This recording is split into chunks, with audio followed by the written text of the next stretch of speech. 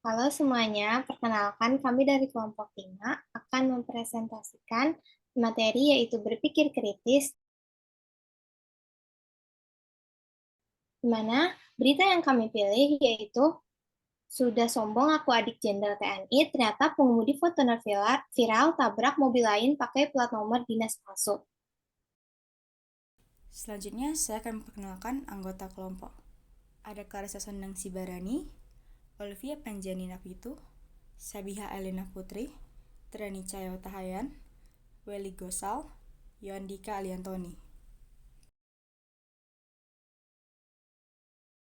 Klaim-klaim dalam kasus.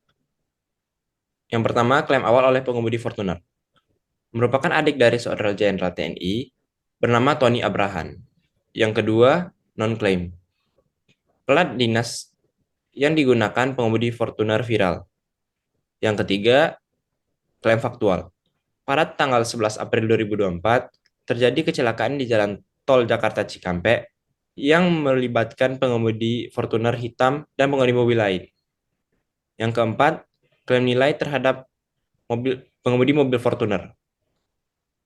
Pengemudi Fortuner menunjukkan sikap arogan dan tidak menghormati pengguna jalan lain. Yang kelima, klaim faktual deskriptif.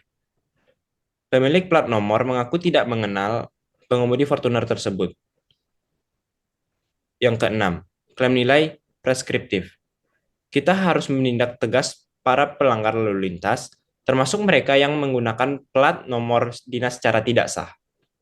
Yang ketujuh, klaim subjektif.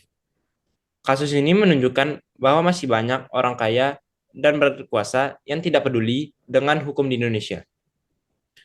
Yang kedelapan, klaim objektif.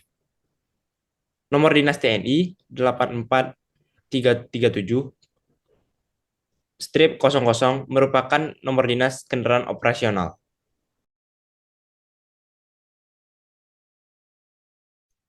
Analisis kasus. Identifikasinya, berdasarkan berita yang telah disajikan oleh tv1news.com pada Senin 15 April 2024 tentang sebuah mobil Fortuner yang menggunakan plat kedinasan palsu menabrak mobil lain, dapat teridentifikasi valid karena memberikan detail tentang peristiwa yang terjadi, termasuk kronologi kejadian, pernyataan dari pihak terkait seperti Asep Adang dan Kapusen TNI, serta informasi tentang plat nomor palsu dan laporan yang telah diajukan terkait insiden tersebut. Untuk analisis kasus tersebut, pencurian identitas yang serius, di mana pengemudi Fortuner yang menggunakan plat kedinasan palsu melakukan pelanggaran hukum dan pencurian identitas yang serius. Pengemudi Fortuner menggunakan plat nomor palsu yang menciptakan kesan bahwa mereka memiliki koneksi dengan TNI, yang merupakan penyalahgunaan kewenangan.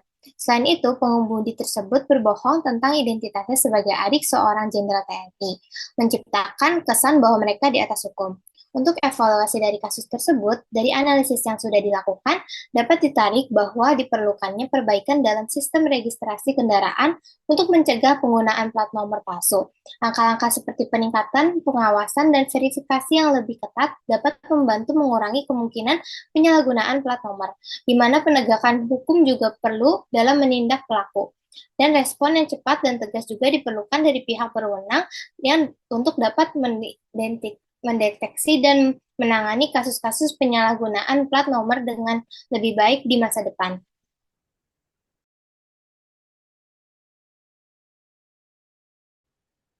Selanjutnya, yaitu argumen dan counter-argumen. Argumennya adalah pengemudi tersebut mengaku-ngaku sebagai saudara seorang jenderal TNI. Tetapi, setelah ditelusuri oleh pihak kepolisian, ternyata dia adalah adik seorang pensiunan perwira tinggi TNI yang berinisial T. Jadi, sebenarnya, pengemudi tersebut merupakan adik pensiunan perwira tinggi TNI. Untuk counter argumennya sendiri, walaupun merupakan adik dari seorang pensiunan TNI, pengemudi Fortuner tidak sepatutnya semena-mena maupun dengan alasan ingin menghindari ganjil genap, tidak seharusnya pengemudi Fortuner tersebut menggunakan plat palsu dan menabrak orang lain. Dan bahkan marah terhadap pihak lain yang ia tabrak.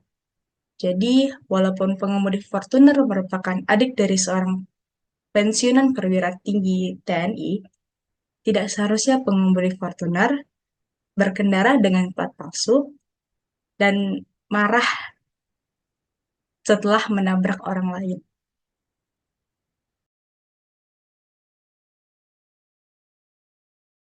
Selanjutnya ada deduktif spesifik. Yang pertama ada modus polens. Rumusnya jika A maka Q, padahal P maka Q. Kalimatnya, jika seseorang memakai plat mobil palsu, maka orang itu akan mendapatkan sanksi.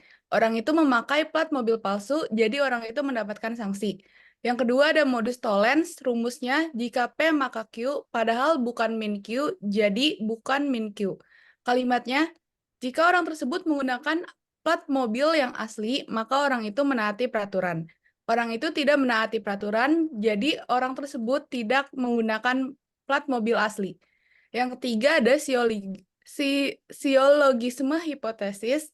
Rumusnya, jika P maka Q, jika Q maka R, jadi jika P maka R. Kalimatnya, jika seseorang memalsukan data, maka orang tersebut melanggar hukum. Jika orang tersebut melanggar hukum, maka orang tersebut mendapatkan sanksi.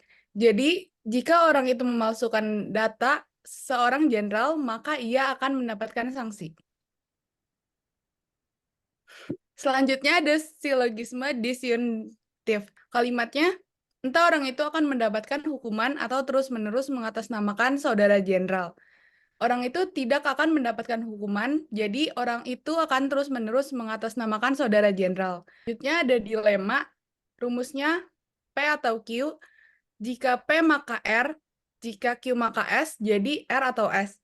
Kalimatnya, orang itu akan mendapatkan sanksi pidana karena ancaman pencemaran nama baik atau ancaman pemalsuan surat. Jika orang itu mendapatkan sanksi pidana karena ancaman pencemaran nama baik, maka orang itu akan diancam dengan pidana penjara maksimal 3 tahun.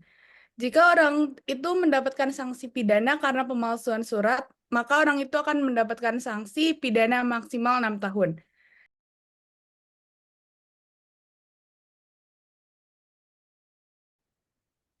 Argumen induktif spesifik. Yang pertama adalah analogi. Terdapat individu yang terbiasa melanggar aturan dan tidak pernah mendapatkan konsekuensi. Mereka mungkin merasa bahwa mereka tidak perlu mengikuti aturan karena mereka merasa lebih superior daripada orang lain. Yang kedua adalah argumen generalisasi. Kasus sopir Fortuner ini merupakan contoh yang mengkhawatirkan dari budaya privilege dan penggunaan plat nomor dinas palsu di Indonesia. Kita harus memastikan bahwa semua orang diperlakukan dengan hormat dan keadilan. Dan yang terakhir adalah argumen kausalitas. Penegakan hukum yang lemah dan tidak adil terhadap pelanggar aturan, terutama bagi mereka oknum pejabat negara, menciptakan tindakan seperti arogansi, pelanggaran hukum dapat ditoleransi. Kemudian yang terakhir ada kesesatan berpikir informal. Kesesatan tersebut dibagi menjadi 3. Yang pertama, non causa pro causa. Yang kedua, lereng licin. Dan yang ketiga, argumentum et veredictum. Yang pertama, non causa pro causa. Kalimatnya adalah, kejadian ini adalah potensi terganggunya kepercayaan masyarakat terhadap institusi penegakan hukum dan pemerintah akibat adanya kasus plat nomor palsu. Yang kedua, lereng licin. Jika kasus pengemudi Fortuner yang menggunakan plat nomor palsu untuk menabrak mobil lain diangkat sebagai perwakilan umum dari perilaku pengemudi lainnya, maka hal ini dapat memicu stigma negatif terhadap seluruh komunitas pengemudi. Yang ketiga, argumentum et veredictum. Kalimatnya, saya mendengar bahwa pelaku yang membawa mobil Fortuner tersebut sudah lama mengatakan kepada semua orang bahwa dia adalah saudara jenderal.